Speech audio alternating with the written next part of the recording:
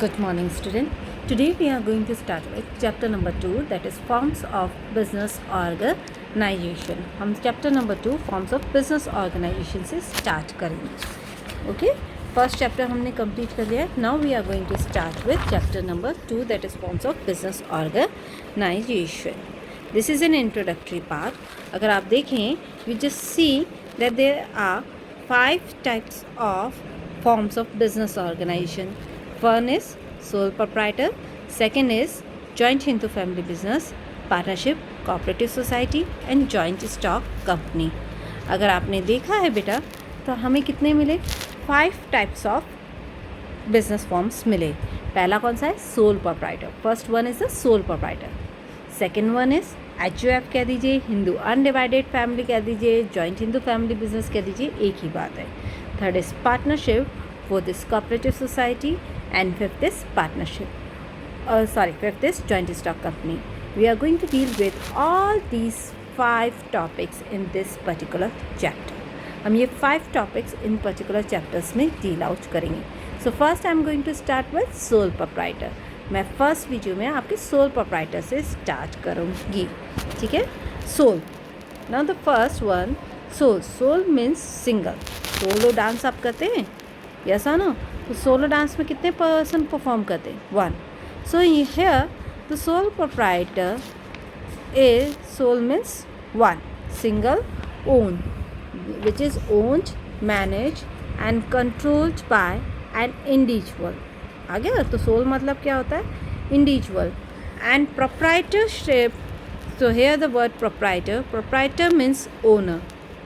Soul means 1 and proprietor means owner. So that means in sole proprietorship there is only one owner. You can see the word sole implies only and proprietor refers to owner. A sole proprietor is the one who is the only owner of a business. आगे समझ में? sole मतलब 1, proprietor means owner. इसका मतलब है कि sole proprietor में सिर्फ एक ही owner होता है business का.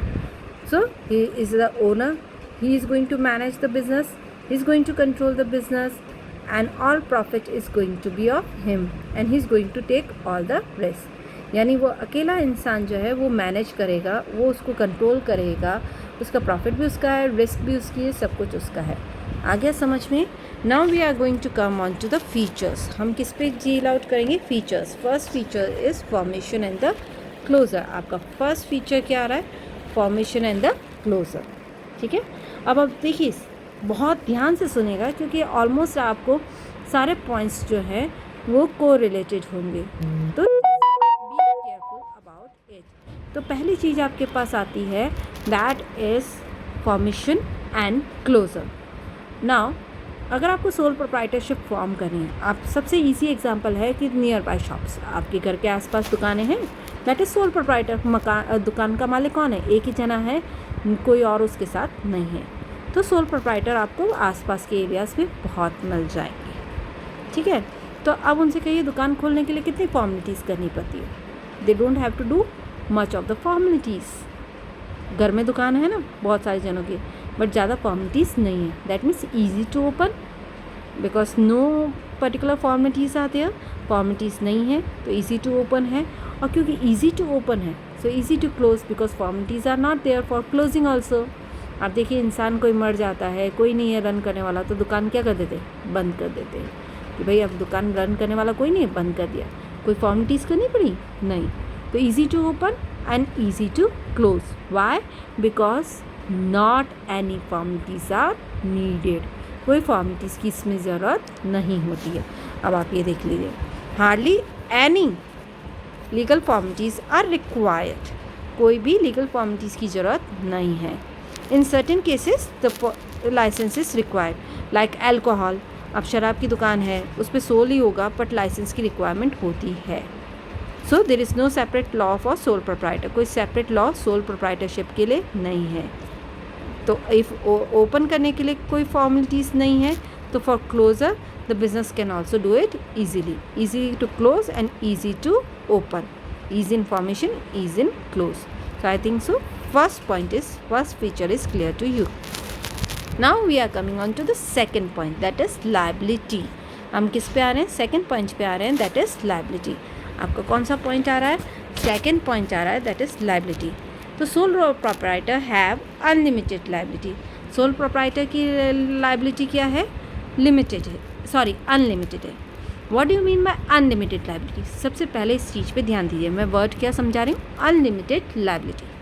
अनलिमिटेड लायबिलिटी सेज कि जो आपकी लायबिलिटी मीन्स रिस्पॉन्सिबिलिटी, वो क्या है, अनलिमिटेड है।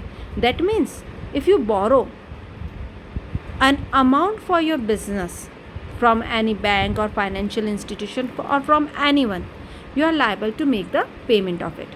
अगर आप कोई लोन लेते हैं या कुछ उधार लेते हैं आपके बिजनेस के लिए, तो क्योंकि आप अकेले ओनर हैं तो लायबिलिटी किसकी होती है, आपकी होती है। First you are going to pay it from business assets. आप सबसे पहले लोन का अमाउंट जो है वो अपने बिजनेस में से पे करेंगे। But if business assets are insufficient, आपके अगर बिजनेस एसेट्स इनसफिशिएंट हैं, then what you have to do, insufficient है तो फिर आपको क्या करना पड़ेगा, you have to sell your home assets and then to pay the debts. आपको होम एसेट्स, घर का सामान बेच के पर्सनल एसेट्स आपको बेचने हैं, you have to sell your personal assets to repay the debts. आपको डेट्स पे करने के लिए पर्सनल एसेट्स सेल आउट करने पड़ेंगे। तो ये देख लीजिए, sole proprietor have unlimited liability, ठीक है। ओनर इज पर्सनली, खुद रिस्पॉन्सिबल है for payment of debts in case the assets of the business are not sufficient to meet all the debts. तो पहले हम बिजनेस में से पे कर रहे हैं, अगर वो सफिशिएंट नहीं है तो हम कहाँ करेंगे, पर्सनल एसेट्स में से पे करेंगे। जैसे एग्जांपल दे दिया है, एक पर्सन के पास कार है, उसको डेट पे करना है, उसकी टोटल लायबिलिटीज है 80,000, ठीक है, पर उसको कितना, उसके एसेट्स कितने, बिजनेस एसेट्स ओनली 60,000। रिमेनिंग 20,000 वो कहाँ से देगा, from personal sources, that means by selling his car और प्रॉपर्टी और anything to repay the debts. Debts को पे करने के लिए वो अपने कार वगैरह बेचेगा, क्योंकि बिजनेस एसेट्स 60,000 है तो पहले बिजनेस एसेट्स में से पे करेगा, फिर 20,000 है जो उसे पर्सनल एसेट्स में से पे करने पड़ेंगे, क्योंकि बिजनेस एसेट्स आपके एंड हो गए। तो अनलिमिटेड लायबिलिटी समझ में आ गया आपका, लायबिलिटी कैसी है उसकी, unlimited liability. He is having unlimited liability because first he has to repay debts from the business assets, and if the business assets are not sufficient then he has to pay it from his personal assets. से किस में से pay करना पड़ेगा, personal assets में से pay करना पड़ेगा। Now the third point which is there is sole risk bearer and profit recipient. It's very easy, sole means only, so I have told you before also that he is the only one who has to take all the profit, he has to bear all the risk. If the loss belongs to him, profit belongs to him. अगर आप देखा जाए तो इस point का कहने का मतलब है कि वो अकेला इंसान है, सोल ओनर है, तो all the profit belongs to him, पूरा प्रॉफिट किसका है, उसका है। एंड ऑल द लॉस, अगर कोई लॉस भी हो रहा है तो all the loss also belongs to him, वो सारा लॉस भी किसका है, उसी का है। तो profit belongs to him, loss belongs to him, he is the sole bearer, वो कोई और उसका नहीं उठाएगा। देखिए कर्ज़ा आपने लिया है तो कर्ज़ा आप ही रिपे करेंगे ना, कोई और नहीं। तो जब कर्ज़ा आपको रिपे करना है, सारा काम आपको करना है, तो प्रॉफिट किसका होगा, आपका, और अगर नुकसान हुआ तो वो भी आपका। तो गॉट द पॉइंट कि sole bearer of the risk and the profit, ठीक है। Risk of failure, loss is borne by alone, okay, खुद उठाएगा। And if business is successful all the benefits belongs to him, पूरे benefits भी उसके होंगे। Profit receives all the business profit which is a direct reward for risk bearing, risk उठाएगा तो profit भी उसी का होगा। I think so the third point is clear. Now we are coming on to the fourth point, that is control. हम कौन से point पे आ रहे हैं, फोर्थ पॉइंट पे आ रहे हैं, control. Now you have seen that the whole business, he is the owner, he has invested the money, he has taken a loan, profit belongs to him, profit भी उसका है, तो कंट्रोल किसका होगा, जब सब कुछ अकेला कर रहा है तो कंट्रोल किसका होगा, उसी का होगा। यस और नो। अब देखिए आप कोई काम कर रहे हैं और अकेले काम कर रहे हैं, तो उस काम को कैसे करना है, उसको क्या करना है, उस सही हो रहा है नहीं हो रहा है, वो किसका देखने की जिम्मेदारी आपकी है ना। तो अगर ये होल बिजनेस है तो कंट्रोल किसका होगा, उसी का होगा। Why, because he is the only decision maker, और कोई है ही नहीं डिसीजन लेने वाला, किससे पूछे जी। अकेला है बिजनेस करने वाला, तो डिसीजन कौन लेगा? अकेला ही लेगा ना, और अकेला डिसीजन लेगा, that means he is the only decision maker. और अगर वो खुद डिसीजन मेकर है तो फिर क्या होगा? He has to take the, is control belongs to him, पूरा कंट्रोल किसका होगा? उसी का होगा। Got the point? अब आप देखिए, the right to run the business and to take all the decisions lies with the sole proprietor only. सारे प्लान कौन कैरी करेगा? He only, without any interference. Got the point? Now on to the next point, no separate entity. Entity means you can say an identity in simple language. अगर आपको entity समझ में नहीं आता है तो आप वर्ड ध्यान रखिए, आइडेंटिटी। तो that means in the eyes of law, कानून की नज़र में, in the eyes of law, the sole proprietor, the person himself and business is not any difference. Is there no difference is there between sole trader and his business?